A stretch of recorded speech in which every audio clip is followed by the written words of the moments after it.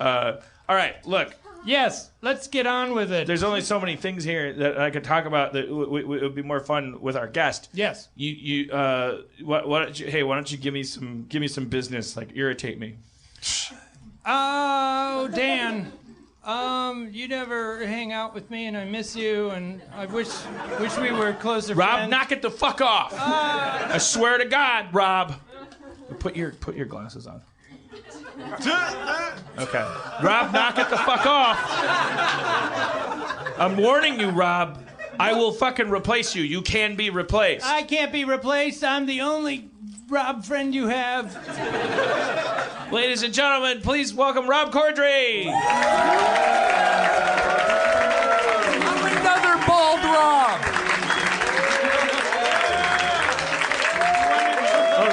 Wait, stay there. Let me get a...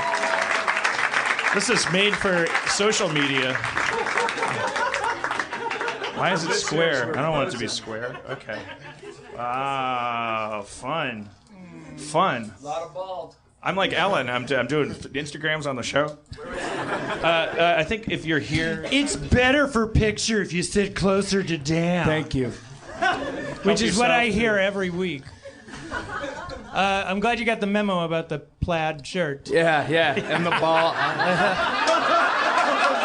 Oh my God. Oh no. Just so we could get that whole tablecloth thing going on. It's Plaidmageddon has happened. We look Plaidmageddon. I think we look hot. I'm just wearing this to cover the fact that I'm wearing an inside-out shirt right now. You texted us today after you got After home. we got off the flight and then got home from the flight, after we had been together all the time in the airport, I was like, hey, did any of you notice that my shirt was inside out the whole day? And no, you didn't. Nope. This isn't the crowd to notice that. No. Yeah. We were looking at the floor. Is your shirt inside out, or is it's like an inside out like movie T-shirt with the inside out look? Because Either way, you're ashamed of it. yeah, well, Dan lost an Oscar to Inside Out, so I could see why you would be covering up that. So, yes or no? What? No. You know what I won when I lost that Oscar? An Integri. It's an award I gave myself. The Integris. Yeah, Oscars are for sellouts. And 18% of all Integri nominees are black. Pretty cool. It's reflective of the proportion of the population. I haven't run those numbers, but yeah, probably. Just saying, it's a fair award. That sounds right. And it's a good one, and it's one that counts. Yes. All right. So thank you for coming, Rob. It was very, very flattering because you said you're working in Miami because you're on Ballers. Yeah, baller. Oh, really? Did not expect a big Ballers crowd here tonight. How does that schedule throughout the year work? Children's Hospital is still happening. When are you shooting that, and when are you balling? I'm like, Nice. I shoot Children's Hospital. Well, we just ended the show. I shoot it in the summer, and then Ballers happens around Halloween. I leave on about Halloween. I'm So back you in did it like a February. Finale episode? It's done for No, real? we didn't.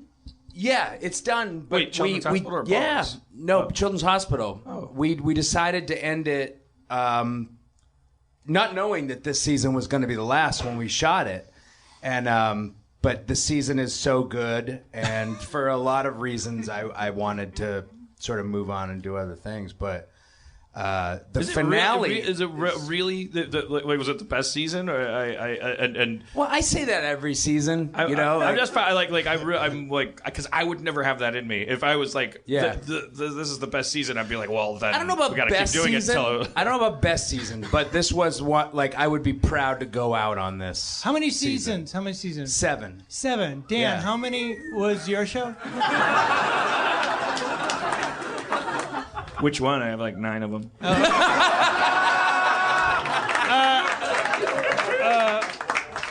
Either one of them.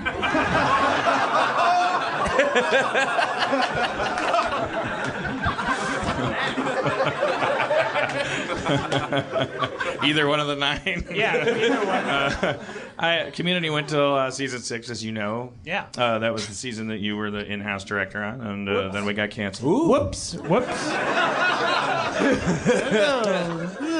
Wonder what happened there. Ooh. Rick and Morty's on its 3rd season. We're on the 4th episode of that.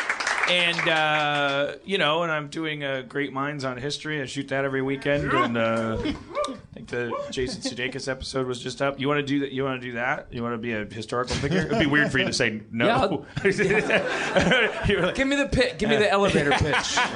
You come through, you pick a historical figure, whatever you want. Nah, I don't like it. And then you're coming. The conceit of the show is that Spencer has created a version of time travel to bring historical figures back. It's like data fracking, like where you reach back and you grab the biological data from a historical figure and then you shoot it into these pucks of Chinese lard and stem cells. This is the crawl. This is the That's just how. This is just me Aykroyding for a second about our technology, and then so you come through as a naked, confused historical figure. Not realizing that you're going to disintegrate in 6 hours, and then we provide you with wardrobe based on who you are, and then we do an episode. I don't understand a word of what you just said, but I will do it, yes. I'll do anything. Yay! But I was listening. I was in Miami. I think what you were getting to. Oh, yeah. I was listening to Harmontown the whole time because I'm there. I shoot. I'm the oldest person in the cast. So The Rock is like The Rock. 23. I think I got like 3 years on The Rock. Really? He's like, yeah. And everybody else is. Then there's a huge dip in the age, and so. And Miami is just not my. It's not really my scene. There's not a lot for me there. I mean, everyone in Miami when we went there to do the show, like all of our fans are. I wouldn't say they're the same from city to city. All of our fans are snowflakes, but they're. They are also. It's like a Miami Harmenian is essentially going to be perfectly compatible with a Los Angeles Harmenian.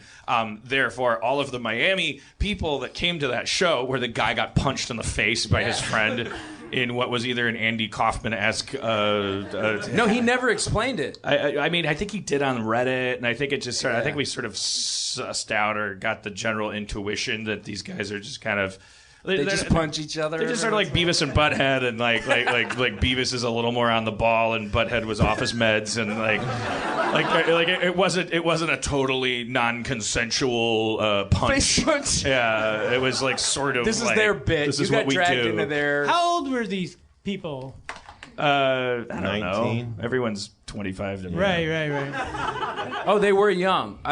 I'm For some reason, I assuming thought they were weren't older. Yeah, I don't know why. God, if they were older, I'd be into it. Like if they were like our age and like Because we understand mortality. Yeah, The legal system. Well, it would be like, it'd be and like how valuable a tooth is when it gets knocked out, how expensive it is to fix. Oh, and so it'd be like Fight Club. It'd be like Ed Norton coming up and then Brad Pitt running up and punching him. It'd be we're like, that's cool. lining it the whole time. But no, when they're 25, it's like you guys are just doing this because you're so dumb. much face punching when you're 25.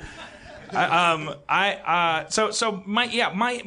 that is to say, so everybody in Miami at the Miami show was like, Miami sucks, we're so sorry, Miami sucks, we're so sorry, and I was like, Miami doesn't suck, you're great, but now that we're safely back in LA, Miami sucks. No, it sucks. It sucks. Totally sucks. Like it's a swamp. Yeah. It's a swamp full of. Yeah.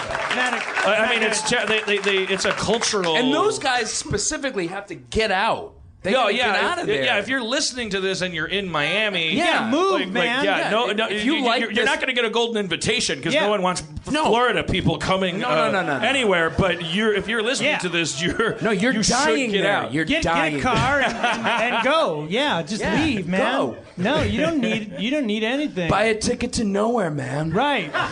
All you can do is go up.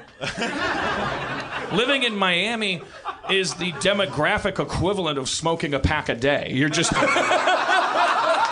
inviting statistical entropy. Like every breath you take in that city, it brings you closer to your inevitable demise. Levy was shit talking it because he went to school there, and so he was like, Miami sucks. I was like, why don't you take it easy? And then the kid got punched by another kid who's his friend, and there was no security at the show, and Miami's. I would be really, really. You said because you said you've done it with Pete Holmes' podcast, Duncan Trussell's podcast, and you're the first season I did it with I went home after working, and And I'm not kidding. This sounds like an exaggeration, but I would sit in my underwear at my kitchen table doing jigsaw puzzles, drinking, and listening to podcasts. Right. And last year it was Pete Holmes and Duncan Trussell. But fuck those guys. So spiritual. Yeah. Oh, God. And this year it was Harmontown. And so these were because I didn't talk to anybody outside of work. I was just alone, losing my identity. And I would just, I needed voices. I needed. It's such a miracle that you're not a coke addict at this point, because that's how it happens. It was 10 years ago. I'd be a full-on coke addict. I feel like if I was 43 and I was in that situation, I'd be like, well, my hands are tied. Gotta be a coke addict. Yeah. This is what I'm doing for a while. I'm in Miami and I don't like jigsaw puzzles. Yeah. But yeah, you said you're listening to ours backwards. So I was listening to him from like backward, like you. I was listening to them backwards. Yeah, and I suggest you all listen to them backwards. Yeah, because there's a lot of messages. You think this is all non-scripted, but he plans this whole thing. And there's a message. Yeah, there's a lot of hidden conspiracy stuff. Yeah. When we're talking about 9/11, if you play it backwards, we're actually talking about 9/11. Yeah, it's think a big, about it. This podcast is crawling with 9/11. But yeah, and he said listening to it backwards, and then you're like, it's weird. I mean, the role playing games. I mean, obviously those. Well, actually, I guess those make just as much sense backwards. No, it's great. Yeah, they make just as much sense backwards. That's the thing. But I was like, after I got a couple years down, and I was really binging this. Yeah, thank you. I got a wow. Respect. Respect. I was binging, and I got a couple down, and then I started skipping back. Okay. I'd skip back 10, and I'd save some, and then all of a sudden because I started in Shadowrun, and then all of a sudden I was in D&D, where it all started. Then I skipped way back to Spencer's first episode. Uh-oh. That was awesome. That was awesome because he was like, I called him. It's not even that. It doesn't make much sense. But I'd tell my wife is like, she'd call me and she'd be like, "What are you doing?" And I was like, "Doing jiggies and listening to my friends." But you are my friend, and you're my friend. But Spencer, I considered one of my friends. Aww. He was just like one of my buddies. That's awesome. Jeff, one of my good friends. Like the voices filling the room. Yeah. And then I saw that it was like an origin story. It was like reading the origin story after getting into the comic book. Yeah, the part of the podcast phenomenon. It's a lot like I've always compared it to when I would come home from school back when basic cable was the internet, basically, in terms of media.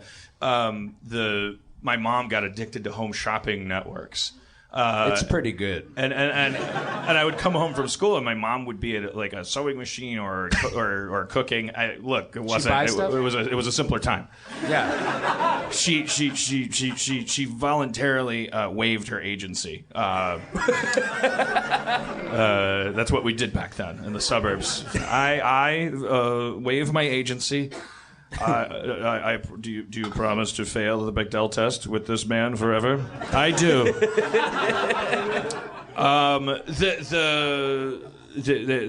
There's a thing called the Bechdel test. Schrab's parents are here. I keep thinking how are they? I didn't know what that was either, though. So I'm with you guys.